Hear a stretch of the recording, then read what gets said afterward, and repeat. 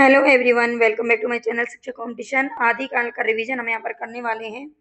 TGT, PGT, UGC net या कोई भी अगर आप एग्जाम दे रहे हैं हिंदी साहित्य का, तो आपको यहाँ से जरूर क्वेश्चन देखने को मिलेंगे। तो फर्स्ट क्वेश्चन है हमारे यहाँ पर, आदिकाल का रिवीजन हम कर रहे हैं और 100 क्वेश्चन है इसमें। उम्मीद है कि आपको ये क्लास पसंद भी आएगी और आपके लिए हेल्पफुल भी रहेगी। तो फर्स्ट क्वेश्चन की तरफ चलते हैं। उससे पहले बस थोड़ी सी आपसे रिक्वेस्ट है कि प्लीज़ अगर नए हैं चैनल पे तो सब्सक्राइब जरूर कर लेना, और अगर पुराने हैं सब्सक्राइब कर लिया है तो भाई लाइक कमेंट जरूर किया करो। सबसे पहला क्वेश्चन है हमारे यहाँ पर, सहजयान के प्रवर्तक कौन है? तो सहजयान के प्रवर्तक कौन माने जाते हैं? यहाँ पर हम जल्दी करेंगे, फास्ट रिवीजन है तो इसीलिए हम केवल आपको आंसर बता देंगे। सहजयान के प्रवर्तक है सरहपा, ठीक है, जो सिद्ध साहित्य के सबसे पहले कवि माने जाते हैं, सबसे पहले सिद्ध माने जाते हैं सिद्ध कवि ये है सरहपा। ठीक है। संदेश रासक के रचयिता कौन है? संदेश रासक किसकी रचना है? तो राइट आंसर हमारा हो जाएगा यहाँ पर अब्दुर रहमान। अब्दुर रहमान पहले ऐसे कवि हैं जिन्होंने आदिकाल में बोलचाल की भाषा में रचना की थी। ठीक है, ये भी आपको थोड़ा सा ध्यान रखना है, क्वेश्चन काफी पूछा जाता है कि आदिकाल में किस कवि ने जो बोलचाल की भाषा थी उसमें रचना की थी, तो ये अब्दुर रहमान ने की थी, ये ध्यान रखना है। विद्यापति की कौन सी रचना है जो अभी तक संपादित होकर प्रकाशित नहीं हो पाई है? ठीक है, अभी तक प्रकाशित नहीं हुई है विद्यापति की। विद्यापति के सभी रचनाएं हैं, कीर्तिलता, कीर्ति पताका और पदावली। तो इनमें से हम बात करें तो कीर्ति पताका अभी तक संपादित नहीं हुई है। ठीक है, कीर्ति पताका संपादित नहीं है, बाकी दोनों संपादित हैं। पदावली के कारण ही इनको मैथिल कोकिल की उपाधि मिली थी, ये थोड़ा सा ध्यान रखना क्वेश्चन। मैथिल कोकिल की, क्योंकि ये मैथिली भाषा में लिखी गई है पदावली। ठीक है, ये मैथिली भाषा में, और इन दोनों की भाषा की बात करें तो ये अवट्ट भाषा में लिखी गई हैं। अपभ्रंश नहीं करना है, अवट्ट करना है, जो कि अपभ्रंश का अपरवर्ती रूप माना जाता है। नेक्स्ट क्वेश्चन है यहाँ पर, आत्मबोध किसकी रचना है? तो आत्मबोध किसकी रचना है? 4 का आंसर देना है। तो राइट आंसर हमारा हो जाएगा गोरखनाथ, जो नाथ संप्रदाय के प्रवर्तक माने जाते हैं गोरखनाथ, उन्होंने आत्मबोध नामक रचना लिखी थी, ये ध्यान रखना है। और ये तीनों ही मत्स्येंद्र नाथ को कुछ विद्वान नाथों में मानते हैं और कुछ नहीं मानते हैं, तो थोड़ा सा इनका भी ध्यान रखना। जो मत्स्येंद्र नाथ है ये गोरखनाथ के गुरु थे। ठीक है, ये इनके गुरु थे, ये भी याद रखना। नेक्स्ट यहाँ पर, माधव हम परिणाम निराशा, ये काव्य पंक्ति किस कवि की है? माधव हम परिणाम निराशा, ये काव्य पंक्ति किसकी है? तो राइट आंसर हमारा हो जाएगा विद्यापति, विद्यापति की है ये पंक्ति। बौद्धगान ओ दोहा का संपादन किसने किया है? तो बौद्धगान ओ दोहा का संपादन करने वाले कौन है? ये हर प्रसाद शास्त्री ने किया है, ये ध्यान रखना है। सिद्ध कवियों द्वारा प्रयुक्त भाषा को क्या कहा जाता है? तो ये संध्या भाषा कहा जाता है। संध्या या संध्या दोनों ही आपको देखने को मिलेगा। निम्नलिखित में से किस रासो काव्य का मूल वर्ण विषय वीर रस न होकर श्रृंगार रस है? कौन सा है? तो यह है बीसल देव रासो, ये एक श्रृंगारिक गीत काव्य है जो कि नरपति नाला के द्वारा लिखा गया है। ठीक है, नरपति नाला इसका सही आंसर है। इन्होंने इसकी रचना की है बीसल देव रासो की। ये रासो जरूर है लेकिन ये श्रृंगारिक गे काव्य है। ठीक है, वीर रस इसमें नहीं है। नेक्स्ट क्वेश्चन है, आला खंड का दूसरा नाम क्या है? आला खंड का दूसरा नाम क्या है ये आपको बताना है। तो राइट आंसर हमारा हो जाएगा परमाल रासो, परमाल रासो बिल्कुल करेक्ट है। नेक्स्ट यहाँ पर, खड़ी बोली हिंदी में सर्वप्रथम रचना करने वाले कवि का क्या नाम है? तो खड़ी बोली हिंदी में सबसे पहले रचना किसने की है? तो 10 का आंसर हमारा हो जाएगा अमीर खुसरो। अमीर खुसरो को तूतीय हिंद की उपाधि दी गई थी और ये खड़ी बोली के जनक भी माने जाते हैं। नेक्स्ट है, परमाल रासो काव्य कृति के कवि का क्या नाम है? तो परमाल रासो जो काव्य रचना है इसकी रचना किसने की है? जगनिक ने की है, जगनिक करेक्ट हो जाएगा। नेक्स्ट है यहाँ पर 12वां क्वेश्चन, अच्युत चरण तरंगिनी शिव सिर मालती माल हरि ना बनायो सुरसरी कीजो इंदव भाल, इस दोहे के रचनाकार का क्या नाम है? तो 12 का हमारा आंसर हो जाएगा रहीम दास। ये रहीम दास की पंक्तियां हैं, याद रख लेना, ये दोहा है। पंडित चंद्रधर शर्मा गुलेरी ने किसको पुरानी हिंदी का प्रथम कवि स्वीकार किया है? तो गुलेरी जी ने 3 कहानियां अपने जीवन में लिखी थी, ये इसलिए भी प्रसिद्ध हैं। और इन्होंने पुरानी हिंदी का प्रथम कवि किसे स्वीकार किया है? तो 13वें का आंसर हमारा क्या हो जाएगा? राजा मुंज हो जाएगा। इन्होंने राजा मुंज को पुरानी हिंदी का प्रथम कवि स्वीकार किया है। नेक्स्ट क्वेश्चन है सरस बसंत समय भला पावली दक्षिण पवन व धीरे विद्यापति। इसमें शास्त्र सरस बसंत समय भला पावली दक्षिण पवन व धीरे विद्यापति की पंक्तियां हैं वैसे, है ना। इसमें शास्त्रीयता होती है, ये मौखिक होता है, ये परंपरा में प्रचलित रहता है, इसमें सहजता और स्वाभाविकता होती है। ये थोड़ा सा जो 14वां क्वेश्चन है थोड़ा सा मिसप्रिंट है उसमें कुछ, ठीक है। लेकिन इसका मैं आंसर आपको बता देती हूँ, इसमें शास्त्रीयता होती है, ठीक है। इसमें क्या होती है? शास्त्रीयता होती है। नेक्स्ट है आदिकाल में किन ग्रंथों की प्रधानता रही है? तो ये रासो ग्रंथों की प्रधानता रही है आदिकाल में, ये ध्यान रखना है। बीसलदेव रासो, पृथ्वीराज रासो, ये सभी रासो काव्य यहीं पर लिखे गए थे आदिकाल में। आचार्य हजारी प्रसाद द्विवेदी के अनुसार 14वीं 15वीं शताब्दी के हिंदुओं, मुसलमानों, सामंतों, शहरों, सेना के सिपाहियों और लड़ाइयों का जीवन और यथार्थ वर्णन किस कृति में हुआ है? तो 16वीं का आंसर हमारा क्या हो जाएगा? कीर्ति लता हो जाएगा, ठीक है। कीर्ति लता में क्या है? कीर्ति लता अवध भाषा में लिखी गई है और ये विद्यापति की रचना है, ठीक है। ये विद्यापति की रचना है, ये भी ध्यान रखना। और इसमें ये जो वर्णन है बताया गया है हजारी प्रसाद द्विवेदी के अनुसार, ये कथन भी पूछा जा सकता है। राहुल सांकृत्यायन जी ने हिंदी भाषा का प्रथम कवि किसे स्वीकार किया है? तो 17वें का हमारा आंसर क्या हो जाएगा? सी, सरहपा को स्वीकार किया है, ये ध्यान रखना। नेक्स्ट है अपभ्रंश शब्द का प्रयोग सबसे पहले कहाँ देखने को मिलता है? तो अपभ्रंश शब्द का प्रयोग सबसे पहले कहाँ देखने को मिलता है? 18 का आंसर हमारा हो जाएगा सी, राजा धारसेन द्वितीय के शिलालेख में। राजा धारसेन द्वितीय, उन्होंने अपने पिताजी के लिए एक शिलालेख में लिखवाया था कि उनके पिता अपभ्रंश, प्राकृत, संस्कृत सभी भाषाओं के क्या थे? ज्ञाता थे, ठीक है। ऐसा उन्होंने लिखवाया था, तब वहाँ अपभ्रंश का नाम आता है।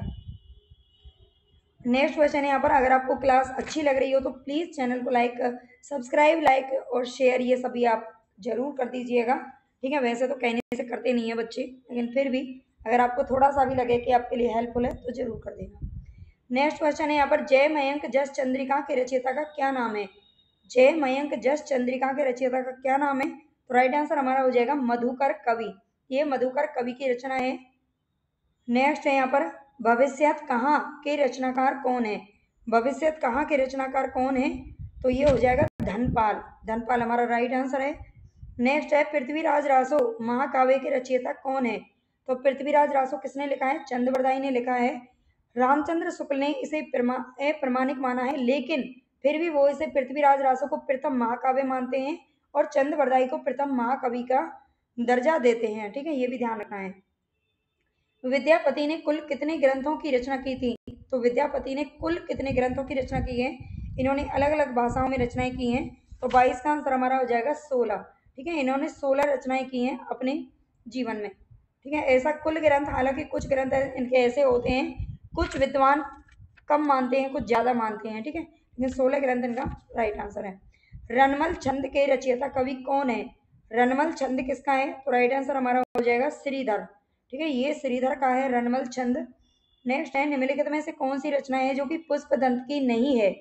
पुष्पदंत की रचना कौन सी नहीं है? तो महापुराण, जयकुमार चरियु, जसर चरियु, तीनों इन्हीं की रचना है, लेकिन पौम चरियु इनकी रचना नहीं है।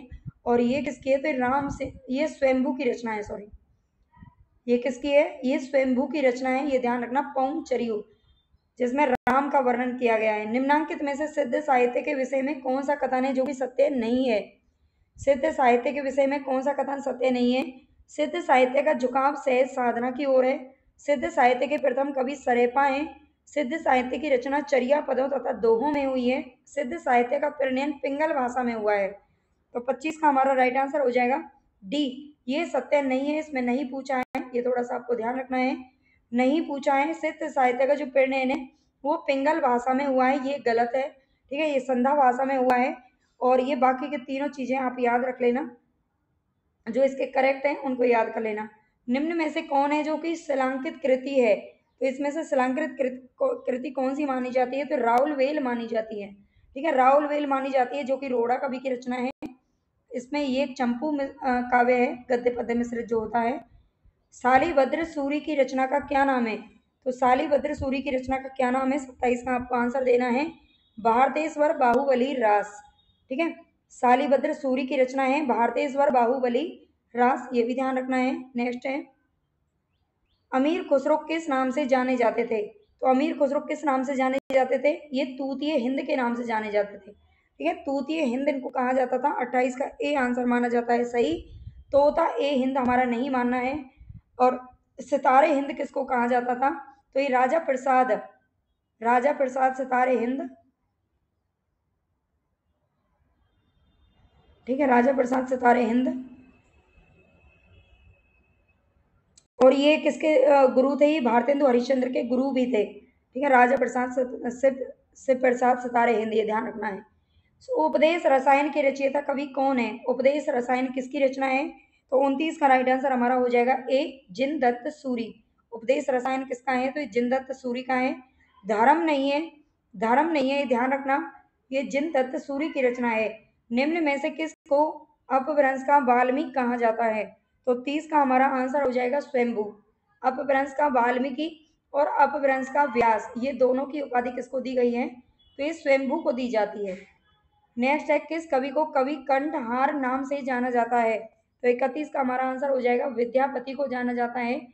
खेलन कवि, कंठहार कवि, मैथिल कोकिल, है ना, और कवि शेखर की उपाधि इनको दी गई है। बहुत सारी उपाधियां हैं जो विद्यापति को दी जाती हैं। नेक्स्ट क्वेश्चन है, निम्न में से कौन सी रचना है जो कि व्याकरण ग्रंथ है? इनमें से व्याकरण ग्रंथ कौन सा है? तो राइट आंसर हमारा हो जाएगा उक्ति व्यक्ति प्रकरण, जो कि दामोदर कवि की रचना है। ठीक है, ये किसकी है? दामोदर कवि की रचना है उक्ति व्यक्ति प्रकरण। प्रबंध चिंतामणि के रचयिता का क्या नाम है? तो ये मेरुतुंग, आचार्य मेरुतुंग की रचना है प्रबंध चिंतामणि। आगम वे पुराने पंडित मान बैरती, पक श्रीपल अली जिम वाहिरिति भ्रमयंती। ये काव्य पंक्तियां किसकी हैं? मोस्ट इंपोर्टेंट ये पंक्तियां बहुत बार पूछी गई हैं। तो 34 का हमारा आंसर हो जाएगा बी, कन्हैपा की रचना पंक्तियां हैं। ठीक है, कन्हैपा की हैं, जो कि सिद्ध साहित्य में ही सम्मिलित थे। ठीक है, ये कन्हैपा की रचना है, ध्यान रखना। आगम वे पुराने पंडित मान वहती, ये कन्हैपा की पंक्तियां हैं। सिद्धों की साधना में शून्य का पूरक तत्व था। तो सिद्धों की साधना में शून्य का पूरक तत्व क्या था? 35 का हमारा आंसर हो जाएगा ज्ञान। शून्य का पूरक तत्व क्या था? ज्ञान था। डिंगल कवियों की वीर गाथाएं, निर्गुणिया संतों की वानियां, कृष्ण भक्त या रागानुगा भक्ति मार्ग के साधकों के पद, राम भक्त या वैधि भक्ति मार्ग के उपासकों की कविताएं, सूफी साधना से पुष्ट मुसलमान कवियों के तथा ऐतिहासिक हिंदू कवियों के रोमांस और रीति काव्य, ये छहों धाराएं अपभ्रंश कविता का स्वाभाविक विकास है। ये कथन किसका है? तो 36 का हमारा आंसर क्या हो जाएगा? बी हो जाएगा, हजारी प्रसाद द्विवेदी का एक कथन है। डिंगल कवियों की वीरगाथाएं, निर्गुणिया संतों की वानियां, ये सभी छह धाराओं का अपभ्रंश कविता का स्वाभाविक विकास किसने बताया है? तो हजारी प्रसाद द्विवेदी जी ने बताया है। नेक्स्ट है, कुंडलिनी के उद्बोध होने पर जो स्फुट होता है उसे क्या कहते हैं? तो 37 का हमारा आंसर हो जाएगा नाद, उसे नाद कहा जाता है। नेक्स्ट है, सैव सर्वस्व सार, ये किस कवि की रचना है? तो 38 का हमारा आंसर हो जाएगा विद्यापति, ये विद्यापति की रचना है सैव सर्वस्व सार, ये ध्यान रखना है। निम्नलिखित में से कौन सा विद्वान है जो पृथ्वीराज रासो को सर्वथा अप्रमाणिक ग्रंथ मानने वालों में शामिल नहीं है? पृथ्वीराज रासो को किसने प्रमाणिक माना है, किसने अप्रमाणिक और अर्ध प्रमाणिक, ये जरूर आप याद कर लेना। तो पृथ्वीराज रासो को सर्वथा अप्रमाणिक कौन नहीं मानते हैं इनमें से? तो रामचंद्र शुक्ल तो भाई मानते हैं बिल्कुल, है ना, रामचंद्र शुक्ल तो बिल्कुल इसको अप्रमाणिक ही मानते हैं। मोहनलाल विष्णुलाल पांड्या, गौरी शंकर हीराचंद ओझा भी मानते हैं, डॉक्टर वूलर ने भी माना है। लेकिन जो मोहनलाल विष्णुलाल पांड्या हैं, ये इसको सर्वथा पूरी तरह से अप्रमाणिक मानने वालों में शामिल नहीं है। नेक्स्ट क्वेश्चन है, मोरा जोबना नवेल रा भयो है गुलाल, कैसे घर दीनी बकस मोरे लाल। उक्त काव्य पंक्तियों के रचयिता कौन है? तो 40 का हमारा आंसर हो जाएगा अमीर खुसरो। अमीर खुसरो बिल्कुल करेक्ट है। मोरा जोबना नवेल रा भयो है गुलाल, ये पंक्तियां अमीर खुसरो जी की हैं। कीर्ति लता और कीर्ति पताका किस भाषा की रचना है? तो ये अवट भाषा की रचना है। नेक्स्ट क्वेश्चन है, आदिकाल में किस कवि ने अवट भाषा में रचनाएं की थी? अवट की बात हो रही है, तो आदिकाल में किस कवि ने की थी? तो 42 का हमारा आंसर हो जाएगा अब्दुल रहमान। ठीक है, अब्दुल रहमान ने अवट भाषा में रचना की थी और उस समय की बोलचाल की भाषा भी यही थी। फारसी का ये कथन किसने कहा था कि मैं हिंदी की तूती हूँ, तुम्हें मुझसे कुछ पूछना हो तो हिंदी में पूछो, तब मैं तुम्हें सब कुछ बता दूंगा। तो ये अमीर खुसरो ने कहा था, इसीलिए इनको तूतीय हिंद की उपाधि दी गई थी। निम्नलिखित कवियों का सही कालक्रम आपको बताना है। 44 का आंसर कौन सा हो जाएगा? तो यहाँ पर हमारा राइट आंसर है भाई सरेफा सबसे पहले थे, क्योंकि गोरखनाथ तो बहुत बाद में आए थे, उन्होंने नाथ संप्रदाय बाद में आया था। ठीक है, सोमप्रभ सूरी भी बाद में थे, इन्होंने अपभ्रंश में रचनाएं की थी। लेकिन यहाँ पर हमारा राइट आंसर हो जाएगा सी। 44 का हमारा राइट आंसर सी हो जाएगा। पहले सरेफा, फिर गोरखनाथ, हेमचंद्र और फिर सोमप्रभ सूरी जी आते हैं। नेक्स्ट क्वेश्चन है हमारे यहाँ पर, विद्यापति की पदावली मैथिली हिंदी में रचित होने पर भी निम्नलिखित में से किससे प्रभावित है? तो मैथिली भाषा में तो इसको लिखा गया है, लेकिन फिर भी इस पर किस भाषा का प्रभाव है? तो 45 का आंसर हमारा हो जाएगा ए, ये बंगला भाषा का प्रभाव विद्यापति की पदावली पर है, ये ध्यान रखना। अपभ्रंश का मुख्य छंद क्या है? तो दोहा हमारा राइट आंसर हो जाएगा। नेक्स्ट है, परमात्म प्रकाश के रचयिता कौन है? तो यहाँ पर हमारा योगेंद्र या जो इंदु हमारा करेक्ट आंसर हो जाएगा। परमात्म प्रकाश और योग सार, ये इनकी दो रचनाएं हैं जो पूछी जाती हैं। रचना काल की दृष्टि से निम्नलिखित ग्रंथों का सही अनुक्रम क्या है? तो राइट आंसर हमारा 48 का क्या हो जाएगा? मृगावती सबसे पहले आएगा इनमें। ठीक है, मृगावती, ज्ञानदीप, इंद्रावती और अनुराग बांसुरी। मृगावती 1503 में लिखा गया था सबसे पहले, ये इसी का नाम आता है। ठीक है, ज्ञानदीप शेख नबी की रचनाएं, इंद्रावती और अनुराग बांसुरी ये दोनों किसकी हैं? तो नूर मोहम्मद की रचनाएं। मृगावती कुतुबन ने लिखी थी। कुमारपाल प्रतिबोध के रचनाकार कौन है? तो 49 का हमारा आंसर हो जाएगा सी, सोमप्रभ सूरी की रचना है कुमारपाल प्रतिबोध, ये ध्यान रखना है। अंगबधु किस कवि की रचना है? अंगबधु किस कवि की रचना है? तो राइट आंसर हमारा 50 का हो जाएगा दादू दयाल की रचना है ये। ठीक है, दादू दयाल की रचना है अंगबधु। किस ग्रंथ में राधा कृष्ण के प्रेम का अनूठा वर्णन है? तो राधा कृष्ण के प्रेम का अनूठा वर्णन किसमें किया गया है? तो राइट आंसर 51 का हमारा हो जाएगा बी, पदावली में किया गया है, जो कि विद्यापति की है। आदिकाल में विद्यापति ने ही सर्वप्रथम राधा कृष्ण के जो मतलब प्रेम लीला या फिर उस पर लिखा था प्रकार, मतलब उन्होंने ही लिखना शुरू किया था सबसे पहले, है ना। हमारे 51 क्वेश्चन हो गए हैं और 100% हमें कंप्लीट करने हैं। आई होप आपके लिए क्लास हेल्पफुल रहे, है ना, ऐसा मैं उम्मीद करती हूँ, इसीलिए इतना मेहनत करते हैं। नेक्स्ट क्वेश्चन है यहाँ पर, लाइक सब्सक्राइब जरूर कर लेना अगर अभी तक नहीं किया है, अगर अच्छा लग रहा है तो। बीसल देव रासो की नायिका का नामोल्लेख कीजिए। बीसल देव रासो की नायिका का नाम क्या था? तो ये था राजमती। ठीक है, राजमती, और राजमती बीसल देव की पत्नी थी और बीसल देव इनसे रूट करके उड़ीसा चले गए थे। ठीक है, ये भी ध्यान रखना है। यह नरपति, थोड़ा सा इसके बारे में देख लेते हैं। नरपति नाले की रचना है, ये एक वीर गीत काव्य है। इसकी कथा 4 खंडों में है, जिसके प्रथम खंड में राजमती एवं बीसल देव का विवाह होता है। दूसरे खंड में बीसलमती राजमती से रूठ जाता है और उड़ीसा चला जाता है। तीसरे खंड में क्या होता है? राजमती का विरह वर्णन दिखाया जाता है ना। और चतुर्थ खंड में बीसलदेव द्वारा राजमती को उसके पिता के घर से वापस लाने की कथा वर्णित है। यानी कि बीसलदेव वापस आ जाता है चतुर्थ खंड में, और फिर जब वो देखता है कि घर पर उसकी पत्नी नहीं है राजमती, क्योंकि उसके पिताजी उसको ले गए थे अपने, उसके मायके चली गई थी, और फिर वो अपने ससुराल जाते हैं और राजमती को मना करके वापस ले आते हैं। पद्मावती मलिक मोहम्मद जायसी कृत पद्मावत की स्त्री पात्र है। पद्मावती पद्मावत की स्त्री पात्र है। चर्या पद के रचयिता कौन है? तो चर्या पद किसका है? 53 का आंसर आपको देना है। राइट आंसर हो जाएगा बी, ये शबरपा की रचना है। ठीक है, शबरपा की रचना है चर्या पद। नेक्स्ट है, पीयू चित्तौड़ न आवियू सावन पहली तीज, जोवे बाट ब्रहनी खिनखिन अनवे खीज, संदेश ओपिन साहिबा पांचों फ्रियो न दे, पंची गाल्या पिंजरे छूटन रो संदेह। उक्त पंक्तियां किस कवि की हैं, किस रचना से ली गई हैं? तो खुमान रासों से ली गई हैं। ठीक है, ये खुमान रासों की रचना है, ये ध्यान रखना। पीयू चित्तौड़ न आवियू सावन पहली तीज, यानी कि सावन की पहली तीज है और पिया चित्तौड़ नहीं आए हैं। सिद्धों और योगियों की रचनाओं के संदर्भ में ये कथन किसका है?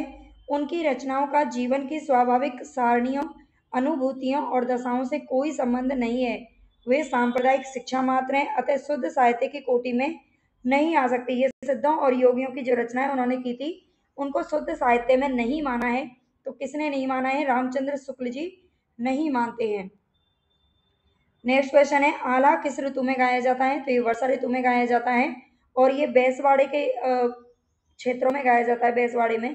ठीक है, बुंदेलखंड साइड में गाया जाता है उत्तरी भारत में। बल्ला हुआ जो मारिया बहनी मारा कंतु, लज्जे हम तू वयंसऊ जय भग्या घरु एंतु। ये प्रसिद्ध पंक्तियां इनमें से किस कवि की हैं? तो राइट आंसर हमारा हो जाएगा हेमचंद्र। ये हेमचंद्र की पंक्तियां हैं। भल्ला हुआ जो मारिया बहनी मारा कंतु, अगर ये उनका कहना है कि हमारे पति अगर युद्ध में मारे गए तो बहुत बढ़िया है, अगर वीर गति को प्राप्त हुए, है ना, वीर गति को प्राप्त हुए तो कोई बात नहीं है, लेकिन अगर वो वापस कायरों की तरह भागकर आ जाते तो मैं लज्जा के मारे मर जाती, है ना, ऐसा वो कहती हैं उसकी जो पत्नी है हेमचंद्र। थोड़ा सा यहाँ पर देख लेते हैं, एक सेकंड, ये थोड़ा सा मिस्टेक हो गया। हेमचंद्र गुजरात के सोलंकी राजा सिद्धराज जयसिंह और उनके भतीजे कुमारपाल के राज दरबार में रहते थे। ठीक है, हेमचंद्र गुजरात के सोलंकी राजा सिद्धराज जयसिंह और उनके भतीजे कुमारपाल के राज दरबार में रहते थे। कुमारपाल चरित्र के नाम से हेमचंद्र ने एक रचना भी लिखी थी। कुमारपाल प्रतिबोध सोमप्रभ सूरी की रचना है, जबकि कुमारपाल चरित्र हेमचंद्र की रचना है।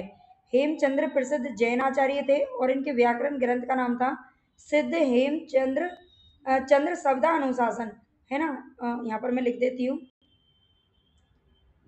सिद्ध हेमचंद्र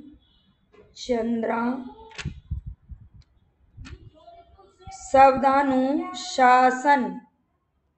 ठीक है, ये इसका पूरा नाम है, काफी बड़ा है, यहाँ तो छोटा सा लिखा हुआ है। हेमचंद्र का ये जो व्याकरण ग्रंथ है, व्याकरण सिद्ध हेम नाम से प्रसिद्ध हुआ था, ये भी ध्यान रखना है। और सिद्ध हेम में संस्कृत, प्राकृत और अपभ्रंश तीनों का समावेश किया गया है, तीनों भाषाओं का। हेमचंद्र को प्राकृत का पाणिनि भी माना जाता है। कुमारपाल चरित्र, योग शास्त्र, प्राकृत व्याकरण, देशी नाम का माला कोश तथा छंदो अनुशासन ये हेमचंद्र की महत्वपूर्ण रचनाएं हैं। इनकी रचना एक बार याद कर लेना।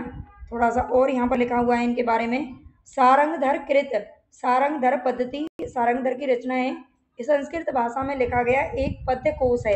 सोमप्रभ सूरी ने कुमारपाल प्रतिबोध नामक एक गद्य पद्य में संस्कृत प्राकृत काव्य लिखा था। ठीक है, ये अभी हम पढ़ चुके हैं, ये प्रतिबोध इन्होंने लिखा था। कुमारपाल प्रतिबोध यहाँ पर लिख रहा है, अगर नहीं दिखाई दे रहा हो तो।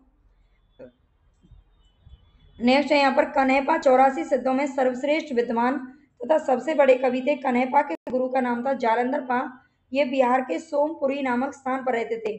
कुछ किताबों में कन्हैपा को माना गया है, जबकि कुछ किताबों में अगर हम बात करें रामचंद्र शुक्ल जी की या फिर राहुल सांकृत्यायन की, तो उन्होंने लुईपा को सबसे ऊंचा स्थान दिया है, ये भी ध्यान रखना है। ठीक है, और कन्हैपा भी कहीं कहीं पर लिखा रहता है। विद्यापति को कृष्ण भक्तों की परंपरा में ना समझना चाहिए, ये इनमें से किसका कथन है? तो 58 का हमारा राइट आंसर क्या हो जाएगा? रामचंद्र शुक्ल हो जाएगा। विद्यापति को उन्होंने कृष्ण भक्तों की परंपरा में नहीं माना है। सिद्ध सामंत युग की कविताओं की सृष्टि आकाश में नहीं हुई, वे हमारे देश की ठोस धरती की उपज है, ये कथन किसका है? तो राहुल सांकृत्यायन जी ने कहा है। जिस साहित्य में केवल धार्मिक उपदेश हो उससे वह साहित्य निश्चित रूप से भिन्न है। जिसमें धर्म भावना प्रेरक शक्ति के रूप में काम कर रही हो। धार्मिक साहित्य होने मात्र से कोई रचना साहित्यिक कोटि से अलग नहीं की जा सकती, ये कथन किसका है? जिस साहित्य में केवल धार्मिक उपदेश हो उससे वह साहित्य निश्चित रूप से भिन्न है। जिसमें धर्म भावना प्रेरक शक्ति के रूप में काम कर रही हो। धार्मिक साहित्य होने मात्र से कोई रचना साहित्यिक कोटि से अलग नहीं की जा सकती, ये हजारी प्रसाद द्विवेदी का कथन है। ठीक है, साहित्यिक कोटि से रामचंद्र शुक्ल जी ने अलग कर दिया था सिद्धों और योगियों की रचनाओं को, लेकिन हजारी प्रसाद द्विवेदी जी बिल्कुल उनके विरोध में ही बात करते हैं। ये थोड़ा सा यहाँ पर इस कथन से पता चलता है। इस संबंध में इसके अतिरिक्त और कुछ कहने की जगह नहीं कि यह पूरा ग्रंथ वास्तव में जाली है। वास्तव में जाली है। पृथ्वीराज रासो के विषय में स्थापना किसकी है? तो 61 का हमारा आंसर हो जाएगा रामचंद्र शुक्ल। उन्होंने पूरी तरह से इसे जाली ग्रंथ बताया है। यहाँ पर थोड़ा सा देखिए आपकी सुविधा के लिए, यहाँ पर मैंने लिख दिया है अप्रमाणिक मानने वालों में कौन कौन शामिल हैं। तो डॉक्टर बूलर, गौरी शंकर हीराचंद ओझा, रामचंद्र शुक्ल जी, देवी प्रसाद और कविराज श्यामल दास। प्रमाणिक मानने वालों में कौन कौन शामिल हैं? तो श्याम सुंदर दास, कर्नल टॉड, मिश्र बंधु और मोहनलाल विष्णुलाल पांड्या। ठीक है, ये 4 लोग प्रमाणिक मानते हैं। और अर्ध प्रमाणिक की अगर बात करें तो अर्ध प्रमाणिक मानने वालों में हजारी प्रसाद द्विवेदी, हजारी प्रसाद द्विवेदी, डॉक्टर सुनीत कुमार चटर्जी और डॉक्टर दशरथ शर्मा। ठीक है, ये तीनों हैं जो कि अर्ध प्रमाणिक मानते हैं। नेक्स्ट है क्वेश्चन हमारा 62 पर हम पहुंच गए हैं। इस ग्रंथ में श्रृंगार की ही प्रधानता है, वीर रस का किंचित आभास मात्र है। रामचंद्र शुक्ल की ये मान्यता किस ग्रंथ के संदर्भ में है? तो राइट आंसर हमारा हो जाएगा किसके बारे में, श्रृंगार की प्रधानता किसमें है? तो ये बीसल देव रासो में है, जो कि नरपति नाले की रचना है। वे सांप्रदायिक शिक्षा मात्र हैं, अतः शुद्ध साहित्य की कोटि में नहीं आ सकती। सिद्धों, नाथों, योगियों की रचनाओं के विषय में कथन किसका है? तो 63 का हमारा आंसर अभी हमने देखा है, रामचंद्र शुक्ल जी ने कहा है। ये थोड़ा सा घुमा करके क्वेश्चन को पूछ लिया गया है। एक मिनट। डॉक्टर दशरथ शर्मा आदि कुछ विद्वान पृथ्वीराज रासो के किस संस्करण को मूल रासो मानते हैं? तो डॉक्टर दशरथ शर्मा आदि कुछ विद्वान पृथ्वीराज रासो के किस संस्करण को मूल रासो मानते हैं, मूल ग्रंथ मानते हैं? तो ये मानते हैं सबसे छोटे संस्करण को, जिसमें 1300 छंद है। अब आप इसमें देख सकते हैं, ये सही है। वृहत्तम जो संस्करण है इसका, उसमें 16,306 छंद है, मध्य संस्करण में 7,000 और लघु संस्करण में 3,500 छंद है, जबकि जो सबसे छोटा संस्करण है उसमें केवल 1300 छंद है। ये थोड़ा सा हम छोड़ देते हैं इसको। ठीक है, बीसल देव रासो के संपादन करता इनमें से कौन है? तो बीसल देव रासो के संपादन करता इनमें से कौन है? माता प्रसाद गुप्त एवं अगर चंद नाहटा, ये दोनों हमारे सही हो जाएंगे। नेक्स्ट है, शंकराचार्य के बाद इतना प्रभावशाली और इतना महिमान्वित महापुरुष भारतवर्ष में दूसरा नहीं हुआ। हजारी प्रसाद द्विवेदी की यह उक्ति किसके विषय में है? तो राइट आंसर हमारा हो जाएगा 66 का। 66 में किसने कहा है? हजारी प्रसाद द्विवेदी जी ने किसके बारे में कहा है? तो एक गोरखनाथ के बारे में इन्होंने कथन कहा है। कौन सा विकल्प है जो कि सुमेलित नहीं है? नहीं पूछ रहा है। श्रावकाचार, ये देवसेन की रचना है, जिसमें 250 दोहे हैं। नेमिनाथ रास, सुमतिगण, भारतेश्वर बाहुबली रास, ये शालिभद्र सूरी इन्हीं की रचना है। रेवंत गिरी रास जिन धर्म सूरी की रचना है। तो इनमें से सुमेलित कौन सा नहीं है 67 में? डी हमारा बिल्कुल करेक्ट हो जाएगा। डी रेवंत गिरी रास ये जिन धर्म सूरी की रचना नहीं है, जबकि ये किसकी है? विजय सेन सूरी की रचना है। बाकी तीनों हमारी सही हैं। अपभ्रंश के कवियों को विस्मरण करना हमारे लिए हानि की वस्तु है। ठीक है, अपभ्रंश के कवियों को विस्मरण करना हमारे लिए हानि की वस्तु है। यही कवि हिंदी काव्य धारा के प्रथम स्रष्टा थे। ये कथन किसका है? तो ये उनको भुलाना हमारे लिए हानि की वस्तु रहेगी, ऐसा कौन कहता है? तो 68 में हमारा आंसर हो जाएगा राहुल सांकृत्याय ने ये कहा है। नेक्स्ट है, कोवलीय माला कथा के लेखक कौन है? कोवलीय माला कथा के लेखक कौन है? तो उद्योतन सूरी की ये रचना है। नेक्स्ट है, धर्म सूरी ने जम्बू स्वामी रास की रचना की थी। सोमप्रभ सूरी ने कुमारपाल प्रतिबोध की रचना की है। मुनि जिन विजय ने शालिभद्र सूरी रचित जो भारतेश्वर बाहुबली रास है, उसको हिंदी जैन रास परंपरा का आदि काव्य माना है, यानी सबसे पहली रचना इसको माना है मुनि जिन विजय ने। पुष्प या पुण्य को हिंदी का प्रथम कवि किस आलोचक ने माना है? तो 70 का हमारा आंसर क्या हो जाएगा? शिव सिंह सेंगर हो जाएगा। पुष्प या पुण्य को हिंदी का प्रथम कवि किस आलोचक ने माना है? तो शिव सिंह सेंगर ने माना है अपने ग्रंथ में, जो कि इनका शिव सिंह सरोज लिखा गया था 1883 में। साधारणतः सन ईस्वी की शताब्दी ईस्वी की 10वीं से लेकर ये यहाँ पर गड़बड़ है। साधारणतः 10वीं से लेकर 14वीं शताब्दी के काल को हिंदी साहित्य का आदिकाल कहा जाता है। ये कथन किसका है? तो 71 का हमारा आंसर हो जाएगा हजारी प्रसाद द्विवेदी ने माना है।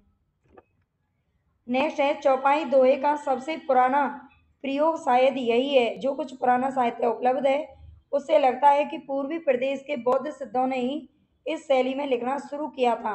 सरेपा के विषय में कथन किसका है? तो 72 का हमारा आंसर हो जाएगा हजारी प्रसाद द्विवेदी का ये कथन है।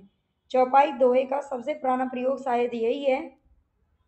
जो कुछ पुराना साहित्य उपलब्ध है उससे लगता है कि पूर्वी प्रदेश के बौद्ध सिद्धों ने ही इस शैली में लिखना शुरू कर दिया था। ये हजारी प्रसाद द्विवेदी जी कहते हैं।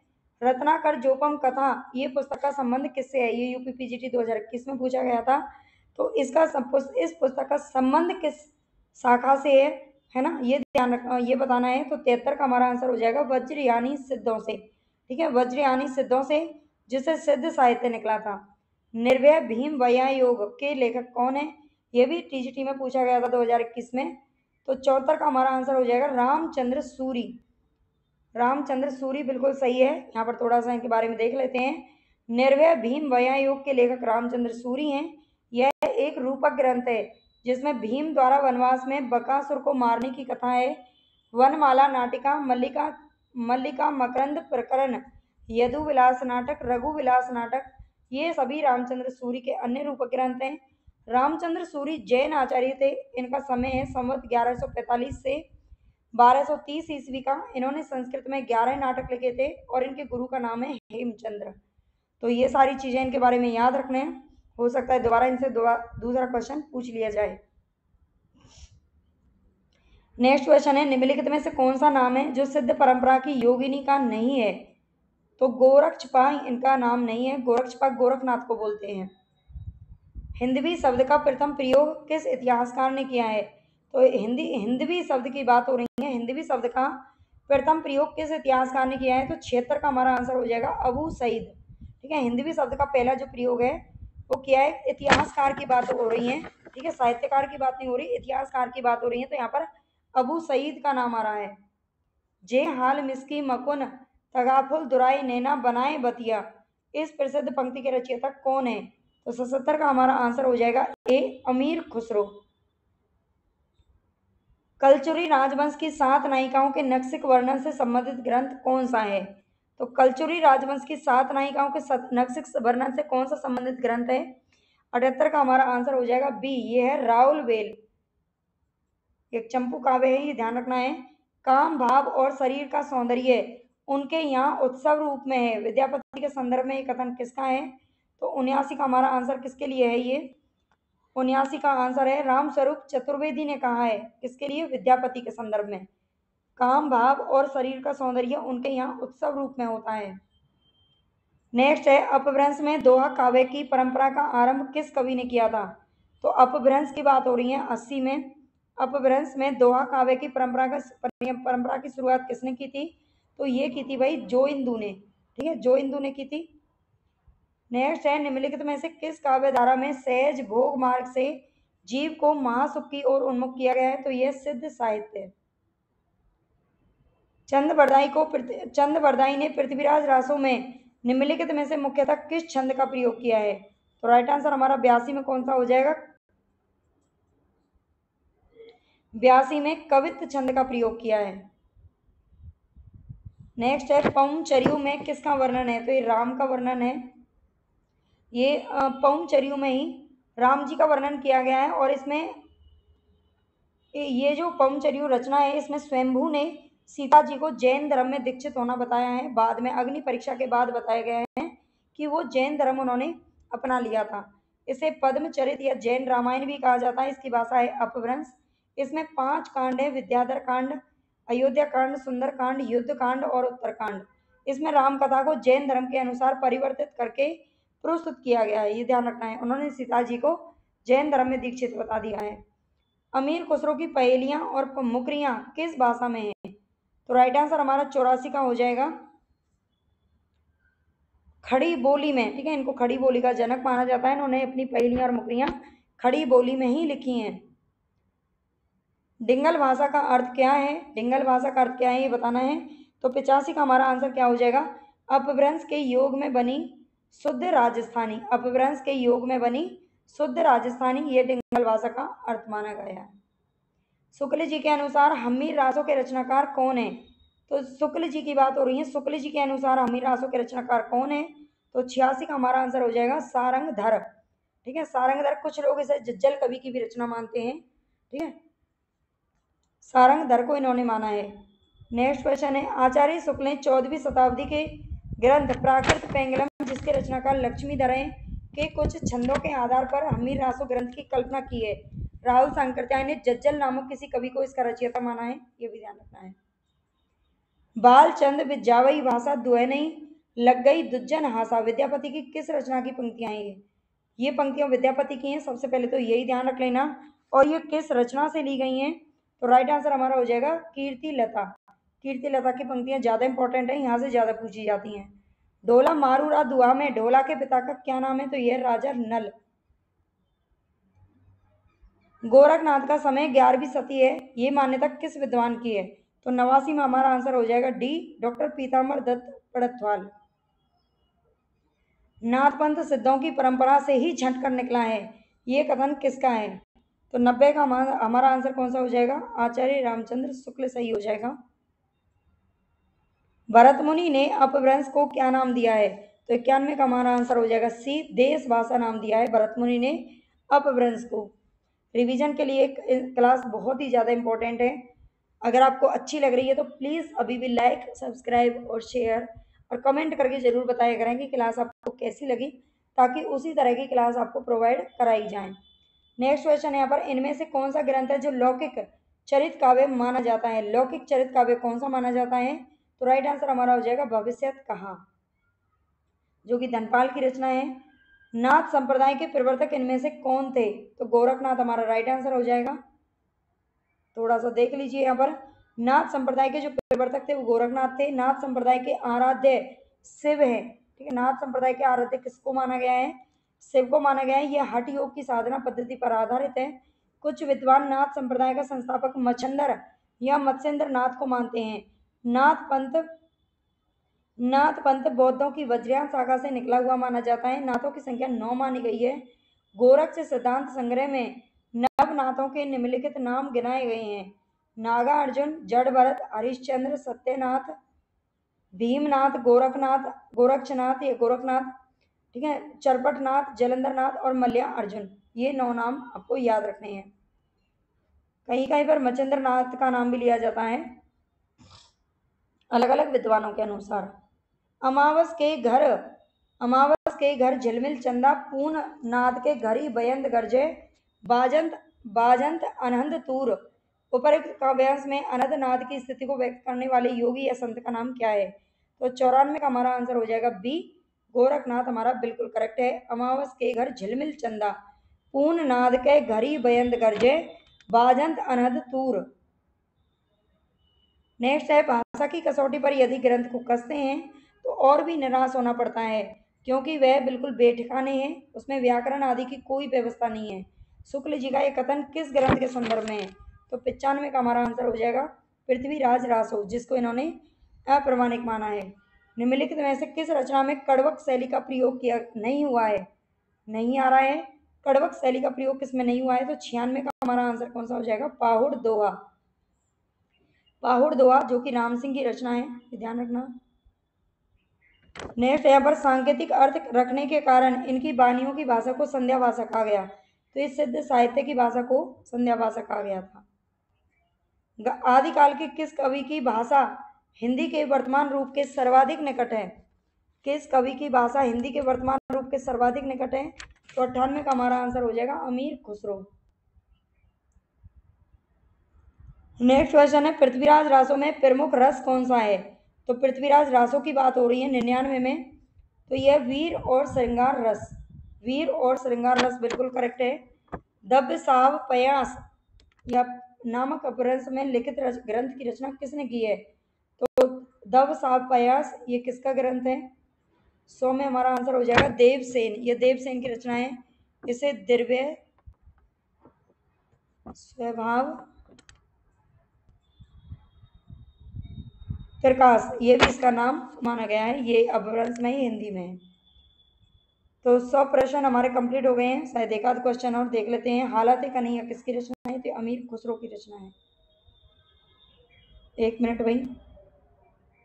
सरेपा का संबंध निम्न में से किससे है? सरेपा का संबंध किससे है? तो ये सिद्ध साहित्य से है। चलो भाई एक मिनट।